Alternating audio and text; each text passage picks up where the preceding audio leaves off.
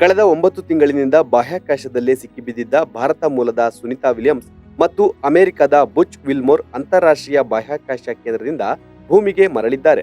ಬಾಹ್ಯಾಕಾಶದಲ್ಲಿ ಸಿಲುಕಿಕೊಂಡ NASA ಗಗನಯಾತ್ರಿಗಳಾದ Butch Wilmore ಮತ್ತು Sunita Williams ಮಂಗಳವಾರ ಭೂಮಿಗೆ ಮರಳಿದ್ದು 9 ತಿಂಗಳ ನಂತರ ಭಾರತೀಯ ಕಾಲಮಾನ ಬುಧವಾರ ಬೆಳಗ್ಗೆ 3:27ಕ್ಕೆ ಬಾಹ್ಯಾಕಾಶದಿಂದ ಸುರಕ್ಷಿತವಾಗಿ ವಾಪಸ್ಸಾಗಿದ್ದಾರೆ.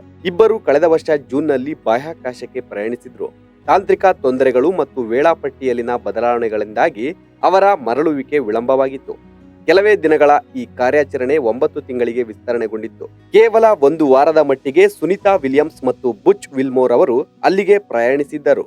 ಆದ್ರೆ ಅವರಿದ್ದ ಬೋಯಿಂಗ್ ಸ್ಟಾರ್ಲೈನರ್ ನೌಕೆಯಲ್ಲಿ ದೋಷ ಕಂಡುಬಂದಿತ್ತು. ಇದರಿಂದಾಗಿ ಸುನಿತಾ ಮತ್ತವರ ಸಹ ಗಗನಯಾತ್ರಿಗಳು ನೌಕೆಯ ಮೂಲಕ ಹಿಂತಿರುಗುವುದು ಅಪಾಯ ಎಂದು ನಾಸಾ ತಿಳಿಸಿತ್ತು. ಹಾಗಾಗಿ ಸುನಿತಾ ವಿಲಿಯಮ್ಸ್ ಮತ್ತು ಬುಚ್ ವಿಲ್ಮೋರ್ ಭೂಮಿಗೆ ಮರಳುವುದನ್ನ ಕಾಯಲಾಗುತ್ತಿತ್ತು. ಈ ಕಾಯುವಿಕೆ ಇದೀಗ ಇಬ್ಬರು ಸುರಕ್ಷಿತವಾಗಿ ಮರಳುವುದರೊಂದಿಗೆ ಕೊನೆಗೊಂಡಿದೆ. ಇದಲ್ಲದೆ ಜೂನ್ 2024ರಿಂದ ಅಂತಾರಾಷ್ಟ್ರೀಯ ಬಾಹ್ಯಾಕಾಶ ನಿಲ್ದಾಣದಲ್ಲಿ ಸಿಲುಕಿದ್ದ ನಿಕ್ ಹೇಗ್ ಮತ್ತು ಅಲೆಕ್ಸಾಂಡರ್ ಗೋರ್ಬುನೋವ್ ಕೂಡ ಸುನಿತಾ ವಿಲಿಯಮ್ಸ್ ಬುಚ್ ವಿಲ್ಮೋರ್ ಅವರೊಂದಿಗೆ ಮರಳಿದ್ದಾರೆ. ISS ಕ್ರೂ 9 ಸದಸ್ಯರನ್ನು ಹೊತ್ತ ಸ್ಪೇಸ್ ಎಕ್ಸ್ ಡ್ರ್ಯಾಗನ್ ನೌಕೆ ಫ್ಲೋರಿಡಾದ ಸಮುದ್ರದಲ್ಲಿ ಸುರಕ್ಷಿತವಾಗಿ ಇಳಿದಿದೆ.